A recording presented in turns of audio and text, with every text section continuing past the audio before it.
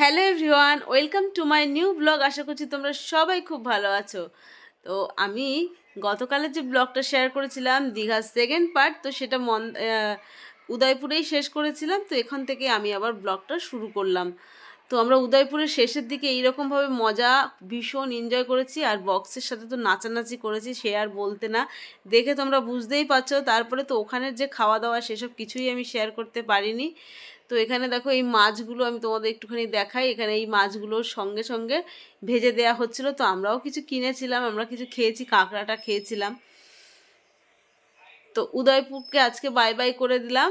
তো আর চলে আসলাম পরের দিন রবিবার সকাল 6:30 আমরা আবার মোহনার কাছে গেছিলাম। তো আজকেই তো আমাদের শেষ দিন, তো সকালটা আমরা পাচ্ছি। তো ভাবলাম সকালটা আমরা গিয়ে আজকেও এনজয় করি, কারণ এই দীঘার এই সকালের ঢেউটা আমার ভীষণ ভীষণ প্রিয়। তো এটাকে একদম মিস করতে চাই না। তো চলে এসেছি আমরা 4 বোন মিলে, আর কেউ কিন্তু সঙ্গে নেই, শুধু আমার মেজদির মেয়েটাকে নিয়ে। আমি আজকে ভিজতে চাই না বলে আমি এত দূর প্যান্ট গুটিয়েছি যে লজ্জায় আমি তোমাদের দেখাতে পাচ্ছি না। দীঘায় বলো আর যেখানেই বলো, আমি সব সময় আমার ফোনটাকে বেশি এঙ্গেজ রাখি, নয় ফটো নয় ভিডিও তো আছেই। তো আজকেও আমি প্রচুর প্রচুর পরিমাণে ফটো তুলেছি, আর তোমাদের সঙ্গে সেই দিন আমি কিন্তু শেয়ার করেছিলাম সকালবেলা গুড মর্নিংটা দিয়ে। তো আমার দিদির মেয়ে আমাকে ছবি তুলে দিচ্ছিল, আর এত সুন্দর সকালটা ঢেউ দিচ্ছিল যে মানে আমার ক্যামেরাবন্দি করে রাখতে ইচ্ছা করছে। ভীষণ লম্বা লম্বা উঁচু উঁচু ঢেউ ছিল আজকে, মানে রবিবার দিনটা। আর কিভাবে ধেয়ে আসছে দেখো, কিভাবে কতটা পর্যন্ত ভিজে যাচ্ছে। অনেকটা দূরে ছিল কিন্তু জলটা, আর সেখান থেকে পুরো কোমর পর্যন্ত আমার জলে ভিজে গেছে। তো এটা আমার ভীষণ ভীষণ ভালো লাগে।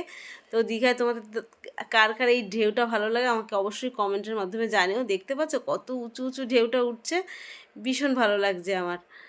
তো আমরা অনেকক্ষণ এখানে ছিলাম। তো এখন বাজে প্রায় 9:45। তো এখন চলে যাব। তো আমরা হোটেলে গিয়ে আবার চেঞ্জ করে আবার নিচে নেমেছি। এখন বাজে 9:30। তো 9:30টার সময় আমরা সকালের চা থেকে ব্রেকফাস্ট সব কিছু করে নেবো। বাইরে আজকে আমরা চা খাইনি, কারণ ফ্রিতে যখন আমি এখানে এত সুন্দর চা পেয়ে যাই, ফালতু 10-15 টাকা কেন খরচা করতে যাব। তো আমরা এখানে চা থেকে শুরু করে সকালের যা নাস্তা আছে সমস্ত কিছু করে নিয়েছি, মানে করব আর তোমাদের সঙ্গে শেয়ার করব। যেহেতু আমাদের আজকে সেকেন্ড দিন, আমাদের মানে দ্বিতীয় দিনের যে আমাদের সকালের ব্রেকফাস্ট, আমরা তো শুক্রবার রাতে এসেছিলাম, তো শনিবার পেয়েছি আর রবিবার সকালটা পেয়েছি। আজকে তো বাড়ি চলেই যাচ্ছি। তো আজকে না একই খাবার আছে, শুধু আগের দিন ছিল চিড়ের পোলাও, তো তার বদলে আছে আজকে সুজির পোলাও, আর ঘুগনির বদলে চানা। এই হচ্ছে একটুখানি উল্টো পাল্টা, না হলে একই সেম খাবার। তো খাবার এখানে খুবই ভালো, খাবারের কথার কোনো তুলনা নেই, আর বাড়ির মতনই বেশ সুন্দর খেতে। তো আমি এখন খাবার নিয়ে নেব।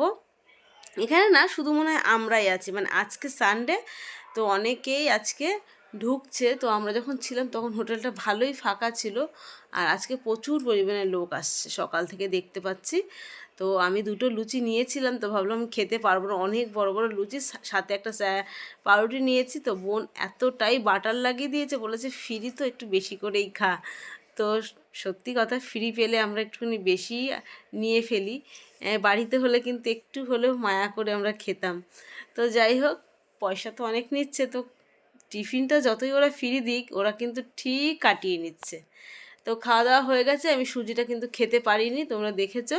তো বোন গরম গরম চা নিয়ে আসলো, বসে বসে না খাওয়ার মজাই আলাদা। আর বোন দিদি এরা খুব ভালোই যত্ন করে।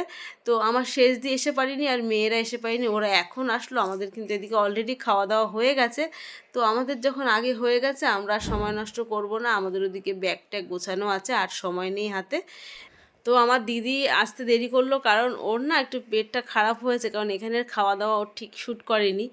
তো ও সকালবেলা ওষুধ খেতে গিয়েও দেরি হয়ে গেছে। আর এদিকে দেখো শুধু আমাদের লোকেই আছে, আমাদের সব মেয়েরা এখন এখানে খাবার নিচ্ছে। ওদের বললাম চানার তরকারিটা দারুণ হয়েছে, ওটা একটু বেশি করে নে, ওটা ভালো লাগবে খেতে, মানে ঘরোয়া মতন ঝাল ঝাল টাইপের। তো চলে আসলাম রুমে, আমাদের ব্যাগ বেডিং সমস্ত কিছু গোছানো হয়ে গেছে, আমরা সবাই একসাথে রেডি হয়ে গেছি।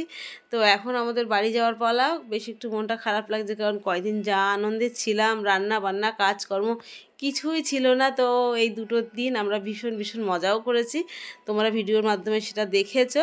তো দেখো ব্যাগ বেডিং সমস্ত বাইরে বার করে নিয়েছি, ফর্মালিটি ঘরে বসেই মানে রুমের বসেই হয়ে গেছে। তো ওরা রুম চেক করেছে, বা মানে রুমের টাকা পয়সা সমস্ত কিছু দেয়া হয়ে গেছে। তো তারপর আমরা রুমের বাইরে বেরিয়েছি। তো এখানে দেখো শুধু আমাদেরই লোক রয়েছে, আমরা কিন্তু বেশ অনেকজনই এসেছিলাম। তো কতজন এসেছিলাম সেটা আমি গুনতে ভুলে গেছিলাম। তো আমরা গাড়িতে উঠে পড়েছি, আমরা হোটেলকে বাই বাই করে দিয়েছি। তো আমরা এখন সোজা যাব হচ্ছে মন্দারমণি, সেটাই ইচ্ছা ছিল। তো সবাই ঘুমিয়েই পড়েছে উঠতে গিয়ে, কারণ আমরা খুব ভোরবেলায় উঠেছিলাম মোহনায় যাব বলে। তো আমার না অতটাও ঘুম নেই চোখে, সবার যেমন গাড়িতে উঠলে ঘুমিয়ে পড়ে। তো দেখো যেতে যেতে না এই সাগরের ঢেউ দেখতে দেখতে যাচ্ছি, আর খুব মিস করছি যে এই সকালবেলা করে যে মোহনার কাছে এসে যে ছবি তোলা বা বসে থাকা, এটা খুব মিস করব। তো মিস করে কিছু লাভ নেই, আবার আসবো যখন সময় হবে। তো আমাদের ইচ্ছা ছিল আমরা যাব তাজপুর আর মন্দারমণিটা একটুখানি জাস্ট ঘুরে আসব, কারণ আমার একটা দিদি ও কখনোই দীঘায় আসেনি, তো ওর জন্যই আমরা একটু ঘুরলাম। তো আমরা এখন চলে এসেছি মন্দারমণি। তো এখানে দেখো জল কাদা বৃষ্টিতে একদম বিচ্ছিরি অবস্থা। তো এখানে একটা হোটেল আছে যেটা আমাদের পরিবার যখন আসে তখন ওদের সঙ্গে আমি এসেছিলাম। তো খুব সুন্দর হোটেলটা, কিন্তু ভীষণ কস্টলি, মানে এতটাই দাম যে থাকাটা খুবই মুশকিল সবার পক্ষে। তো একবার আমি ছিলাম সেটা। তো এই রিসর্টটা তোমাদের একটু ঘুরে ঘুরে দেখায়। এখানে একটা দারুণ একটা সুইমিং পুল আছে, তো যেখানে ওপেন খুবই সবাই মজা করছে, ওপেন ড্রিঙ্কস করছে, যে মানে যার যা খুশি এখানে সব। মানে পাশে কিন্তু কাউন্টার আছে, দারুণ ব্যবস্থা। তো দাঁড়িয়ে দাঁড়িয়ে কিছু সময় দেখলাম, তো আগেও আমি দেখেছিলাম। তো দেখো কর্তামশাই ওই দিকটা গেছে, আর এই দুই ধারটা দেখতে পাচ্ছি সরু জায়গা, আর দুই ধারটা কিন্তু মানে হোটেলের রুম রয়েছে, খুবই সুন্দর আর দারুণ। রাত্রিবেলা না আরও বেশি ভালো লাগে দেখতে, দারুণ জায়গা। আর ভেতরটা রিসেপশন, তো রিসেপশনে সবাই গেছে, আমি আর যাইনি। আর ভীষণ ভীষণ রোদ্দুর উঠেছে, রোদ্দুরে না একটুও দাঁড়ানো যাচ্ছে না। তো আমার দিদি বোনেরা ওই এখন আসছে, ওরা একটু আসতে দেরি করেছিল, তারপরেই আমরা একটু ওয়েট করছিলাম। সবাই যে যার মতন দোলনায় বসে মজা করছিল। তো আমরা মনে করলাম যে এখানে আমরা আর কোনো কাজ নেই, তো এখানটা একটুখানি এসেছিলাম। তো এখন চলে যাব সোজা তাজপুর, এখানে আর থাকবো না। তো এখানে হোটেল ভাড়া 7,000 টাকা একদিনে। তো আমাদের থাকার ইচ্ছা নেই, আমরা 1 ঘন্টার জন্য একটু ব্যাগ বেডিং রেখে আমরা একটু ফ্রেশ হয়ে আমরা একটু ঘুরলাম তার জন্য। তো এত দাম দিয়ে থাকার কোনো মানেই হয় না। তো তারপরে আমরা চলে এসেছি তাজপুর। তো তাজপুরেও দেখো ভালোই ভিড়। আর তাজপুরটা না আমি এসেছি এই নিয়ে 2বার, আমি আগে কখনো আসিনি। আগে একবার এসেছিলাম, তো তখন এতটা সুন্দর ব্যবস্থা ছিল না। তো আজকে দেখে বেশ ভালো লাগছে। আর পরপর না বাঁশের যে দোকানগুলো একদম পরপর খুবই সুন্দর। তো সবসময় বড় সড়ো রেস্টুরেন্টে খাওয়ার থেকে এই ছোটোখাটো রেস্টুরেন্টগুলোও বেশ ভালো লাগে আমার দেখতে। তো চলো তোমাদের দেখাই। তো সবাই আমরা এক এক করে নেমে গেছি, আর কয়েকজনের শরীরটা খুবই খারাপ, যে রাস্তায় যেতে যেতে একটু বমিও করে ফেলেছে। তো এই দেখো দেখতেই পাচ্ছ পরপর সব দোকান, আর লোকজনকে ডাকছে, মানে গেলে পরে না তুমি খাবার পাবে না, যাওয়ার পরে অর্ডার করতে হবে যে এটা খাবো, তবে ওরা সঙ্গে সঙ্গে মুরগি কাটবে, মানে মাছ ভেজে সঙ্গে সঙ্গে রান্না করে দেবে, কিন্তু কোনো কিছু ওদের রেডি থাকে না। তো আমরা এটাই বুক করেছিলাম। তো সকালবেলা কর্তামশাই যেহেতু ওই লুচি তরকারিটা খায় না, তো উনি ভাত খাবে।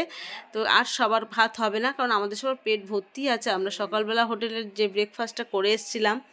তো তারপরে কর্তামশাই এখানে ভাত খাচ্ছে, আর ওইদিকে আমাদের যে দেশি মুরগি রান্না হচ্ছে, দেশি মুরগির ঝোল, পাতলা ডাল, আলুর চোখা, এগুলো আমরা দুপুরবেলা ওখানে খাওয়া দাওয়া করেছি। সব কিছু ভিডিও করতে পারিনি, শরীরটা আর দিচ্ছিল না। তো খাওয়া দাওয়া শেষ করে আমরা এখন বাড়ির দিকে রওনা দিয়েছি। তো দেখতেই পাচ্ছ আমাদের কলকাতার রাস্তা কতটা সুন্দর। তো নেমে গেছি আমাদের মধ্যমগ্রাম স্টেশনের কাছে। বোন দিদিদের আমরা স্টেশনের মুখে নামিয়ে দিয়েছি, ওরা ওখান থেকে ট্রেনটা ধরে নেবে। তো আমরা এই পর্যন্ত ওদের এগিয়ে দিয়েছি, আর বেশি বাড়ি পর্যন্ত আর এগোতে পারিনি, কারণ আমাদের শরীরটাও খুবই খারাপ লাগছে। সকাল থেকে একটা ঘোরাঘুরি ব্যাপার হয়েছে। তো একদম টিকিট কাউন্টারের পাশে ওদের নামিয়ে দেওয়া হয়েছে। তো সবাই এখন বাড়ির দিকে রওনা দেবে। মেয়ে মন খারাপ করছে, কারণ দিদির মেয়েদের সঙ্গে ওদের সঙ্গে কাটিয়েছে, তো 2 দিন একসঙ্গে ছিল, একটা আলাদা মায়া জমে যায়, তো সেইটা মিস করবে। তো যাই হোক, মায়া করে লাভ নেই, আবার যখন আমরা সময় হবে তখন আবার আমরা আলাদাভাবে হই হই করতেই পারবো। তো আমরাও এদিকে নেমে গেছি আমাদের বাড়ির কাছে এসে। একটা ভাই আমাদের ব্যাগ ট্যাগগুলো নামিয়ে দিচ্ছে, আমাদের সঙ্গেই গেছিলো। তো চলে আসলাম বাড়ি, আর আমি বাড়ি আসতে আসতে এই মিঠাইকে আমার মেয়ে গিয়ে নিয়ে এসেছিলো, মানে বাড়িতে আসতেই শুরু করে দেয়, মিঠাই মিঠাই করে পাগল হয়ে যায়। তো মিঠাই আমাকে একটুও পাত্তা দিচ্ছে না, কারণ ও যেখানে ছিল ও অত্যন্ত ভালো ছিল আমার ছোটো জায়ের কাছে। ও ও আমার ছোটো যা ওকে আমার থেকেও বেশি ভালোবাসে, এরমভাবে ওকে যত্ন করে রাখে। তো আমি ওকে গায়ে হাত দিচ্ছি, ও আমাকে পাত্তাই দিচ্ছে না। তো আর ভালো লাগছে না, অনেকটাই জার্নি করেছি, তোমাদের সাথে সবটা শেয়ার করেছি। যদি ভিডিওটা ভালো লেগে থাকে অবশ্যই একটা লাইক করো, আমার পরিবারে নতুন হয়ে থাকলে আমার পাশে থেকো, আমাকে একটু সাপোর্ট করো। দেখা হচ্ছে পরের একটা নতুন ভিডিওর সঙ্গে। তো thank you for watching, by.